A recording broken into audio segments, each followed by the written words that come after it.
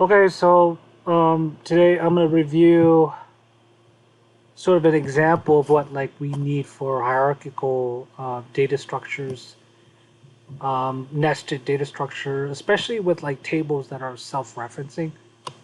Right? So like recursion works the the most with these types of tables where um, it it repeats the process or repeats the same sequence of like instructions or set of instructions inside of a function, and it passes that data back to itself to reprocess again. No, it's kind of cool because um, not sure how the best way to solve it. I mean, this is dealing with like non-deterministic data, where you can't really determine in real time or dynamically. You can't really determine like what the data structure is going to look like, right?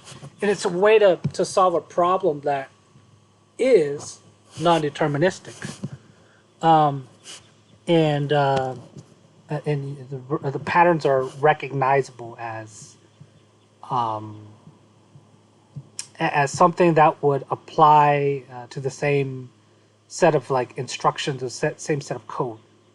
I don't know if that makes any sense, but here we are. This is dealing with if you're trying to build a comment um, reply to comments type of uh, data structure in the database. It's self-referencing.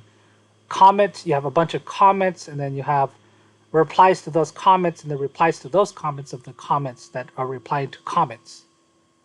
In other words, let's take a look at this data structure here.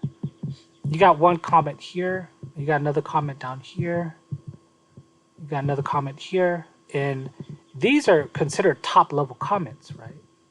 Where they don't have a parent. So imagine you have 4 comments here that spawns from the first comment here. So just keep in mind that you have 1, 2, 3, 4 comments here, right? That the the starting point is the first comment. Now you notice like the parent ID of the second comment is talking about the first comment, the first ID of the comment. So in other words, the parent ID is foreign key that references the ID of another comment. So we're looking at comment 1. This one's also pointing to comment 1. So notice that it says reply to first comment, and it says another reply to the first comment, right? And so this one is actually replying to third comment, which is this one. And then this one is replying to the fourth comment, which is this one.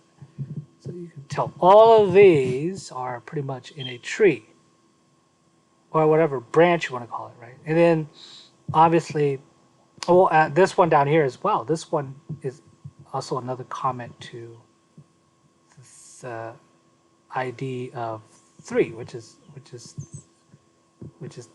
this one right here, right?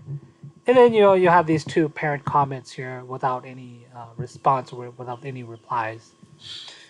So imagine that you have a data structure that exists as such, and you have continuous comments here. This list will probably grow, assuming that it'll grow in whatever capacity, and it might extend out into a weird looking tree or whatever, right? And you want to process this data. You want to display this data in such a way that is indented.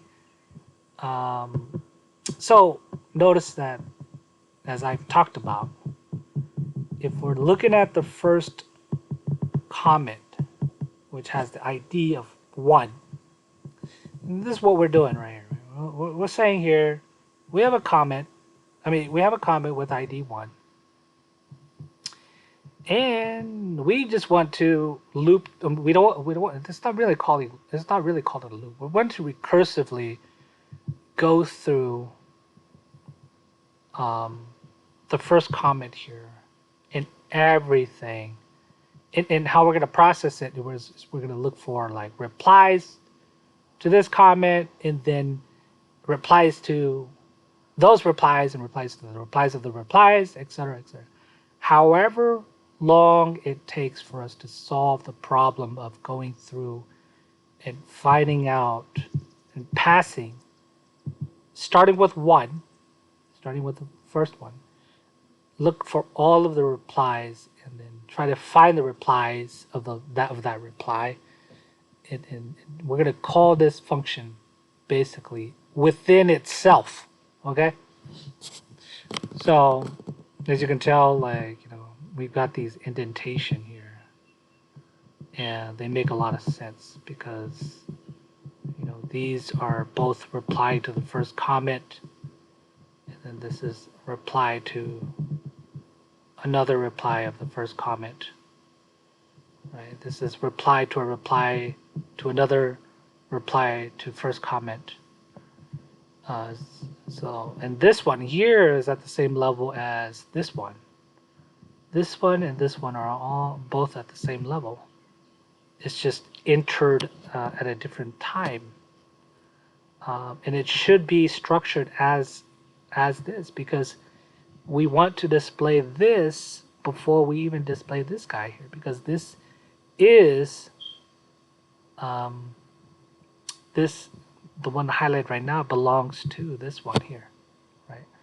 So we do want to go in order, and we do want to display things in the proper sequence. And so, okay, let's get into this, right? Comments is actually this, talking about this entire data structure here. And we want to get the comment ID that we're passing into this, right? Which is this guy up here, which is 1. If you see down here, this is 1, right? And so we want to get the comment of that, which means that we're going to get this whole entire row here, right? And then we're going to store that as comment, and then we're going to say, well, if its level by default is 0. Unless we specify something else, it's going to be 0. And so this level here is actually used to draw out the indentation, right? In other words, if this times 0 level is basically not going to display anything. That's why for the first comment you don't get a dash at the beginning of it, right? And this is quite important, because then we had to talk about indentation is rather important. It's how you indent things to get to understand that, hey, this response belongs to its parent, right? So let's say we got a debug here, and the debug here is to print out a bunch of just things that we want to understand, or descriptions, or whatever, human readable things, right? So notice that you got print dash level here.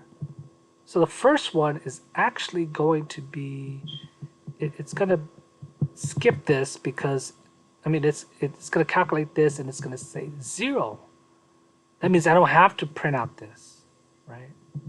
Because 0 is the default for the first one. Because as you can tell, we're running the first command here, down here, without a level, right? But keep in mind, we are running that within the next time that we call it within itself. Right? We're adding 1 to it. Whatever level it's at, if we get to it, if there's a reply, we can assume that, hey, this is level 1, right?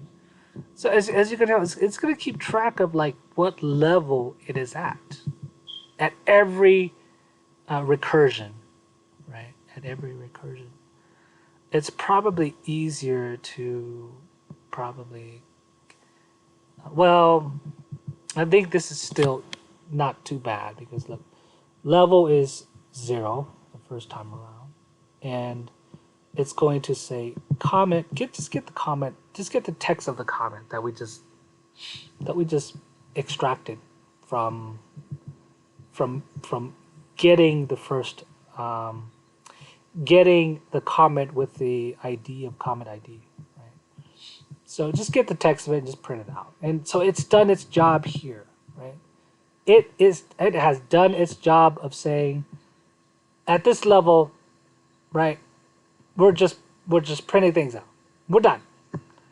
Now it's going. Now this is where the recursion is special, right? It's gonna say I'm gonna try to find all comments of this, right? And these two chunks blocks of code are what makes this function special. Because what it's going to attempt to do is going to attempt to just find all of the comments, or find all of the replies, and it's going to start out by setting the comments to an empty, brand new array, and it's going to say, we're going to look through all of the comments again, right? Look through all of these comments, and we are going to extrapolate the reply and the reply ID. Basically, it's going to say reply here is the this is the reply ID on the left side here. These are all reply IDs, and then the reply is going to be here on the right. Yeah, that's correct. So it's basically for this and this. Within all of these items, basically, it's going to split the key, the key and the value pair into reply and reply, a reply ID and reply, right? And so it's going to look through each one, and it's going to say, if, right, reply paired ID, which is it's going to look at this guy. It basically is going to look at all of these on the right. All of these on the right of the number, right? It's going to look at each one, all of these on the right, not the number on the left, because the number on the left is actually the reply ID. So it's going to look at everything on the right here, and it's going to say, get the parent ID, right? And if the parent ID is equal to the common ID that we specified, which was 1, right? Then capture those and append those into our replies, right?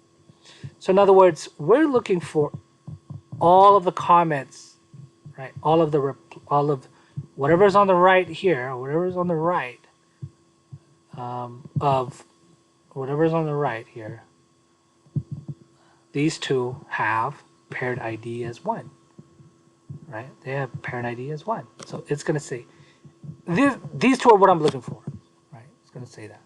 Okay. And then what it's going to do is it's going to pin those to the replies, right? So you'll notice that within replies, you'll notice ID 2 and ID 3, and then let's see what it does with the reply ID. So it's actually going to, I don't believe it does anything with the reply ID. So once it builds up this reply, right? And these are only immediate replies of the comment that is in question here, which is 1, right? Replies of where the parent ID equals 1, right? That's the only time we care about appending or building up replies, a replies list, right? So that's great. That's only talking about the first iteration or the first time we're calling this. Whether it applies for all times that we're calling it, but we're as part of our discussion here, we're only talking about print comments 1, right? So for reply in replies. For each reply within the list of replies, we are going to call. We're going to recursively call this function again, right? Again. So we're going to call this function, and we're going to say that we've stored this one, this one.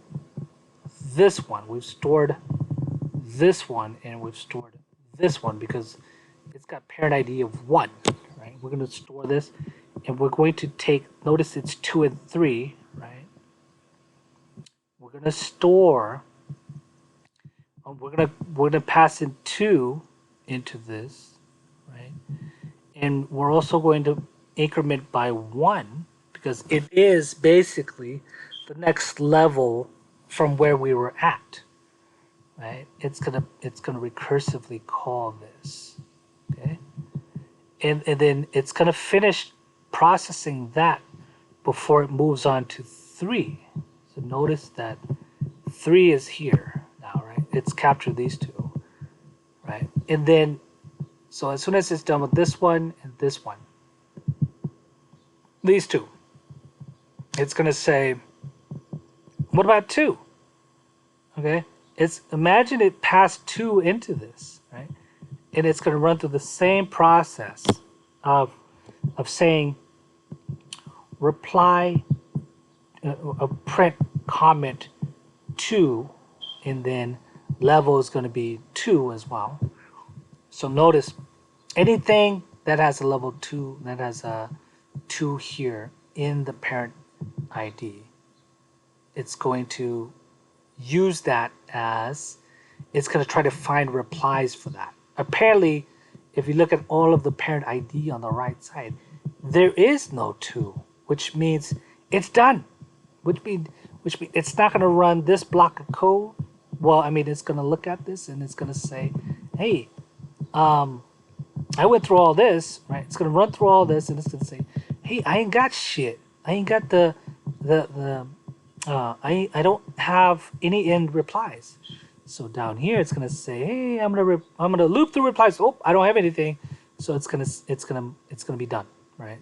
So that is why you have this one without any replies and this one without any replies. Well, actually, this one, number 3. Let's go look at it. Number 3 here. It's gonna pass this one into the recursion. 3. Okay, so it found 2. It found this one, right? And also found this one down here, right? So it's going to find 4, right? It's going to pass 4 into this, right? So notice that number 3 contains 2. 1, 2, because, okay, so number 3 actually contains this one and this one, okay? But if we're passing number 4 into this recursion, it's going to try to find to see if there are any replies for number 4. So imagine, so we can explain this one here. This one here is actually the reply to this one. So imagine if we had 4 as the first parameter here, right? Then it's going to say, I found 1, right? So imagine if we just said 4 here, right? 4. It's gonna print these 2, right? I bet you that's what it's gonna do. Boom, see? So, but at the end of the day, we want to start with the ones that are parent, because eventually we're gonna like associate this with or with possibly commenting on a post, on an image, on a particular object, right? And so we want to preserve. We want this to work at like sort of the parent level, and observe like what what the recursion is all about, right? So keep in mind what the best candidate for recursion is a self. It is a calling, a self-referencing table. That's probably the best to process this data here. The best to look at and like, okay, do we have anything? If we do have something to process, then save it But if we don't attempt to process it down here, and if we don't have anything, then you're not going to be calling it again. But if we do call it again, so that it goes through the same process of like looking through this whole structure here again to find if there are any like children to process again, right?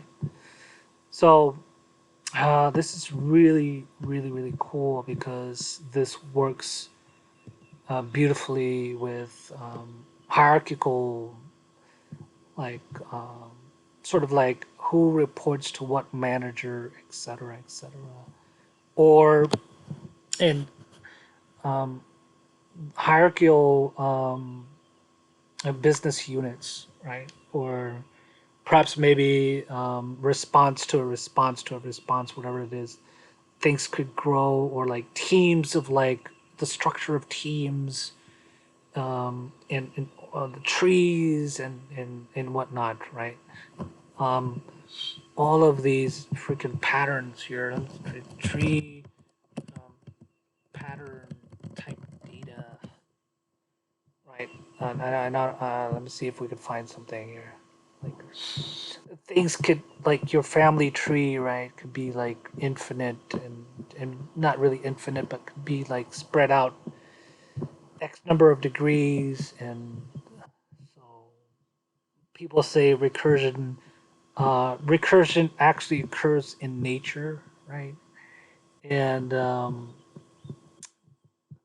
don't know if you want to call humans bacteria or something. I think humans are like recursion as well. Um, Recursion in nature or something like fractal designs and crap like that, right? Like all of these are sort of recursion, and they create like really crazy, beautiful designs and stuff. Like think in terms of like humans go through the same process or similar process, or variations of this very similar process in life, and some applies to it, some doesn't, right? And we're all reproducing organism going through the same process, and so will our kids, and children, and they go through similar processes, and um, we're all trying to solve a problem, and however many um, time it takes to solve that problem. Maybe it's a good idea. Maybe somebody started out with a good idea and it becomes just a recursive goodness to the world, right? So, um, anyways, that's what I wanted to review here. Is that all of this code here is something that if you have solutions like this and you can provide it to people, or to your employer, um, you are seen as somebody who's great, and this is probably the most complex things to build. If you could introduce this to like teams and stuff, right? Like your team, this makes a huge impact on. Like if you didn't have the skill, like developing something like this would be quite impossible to build. So, anyways, that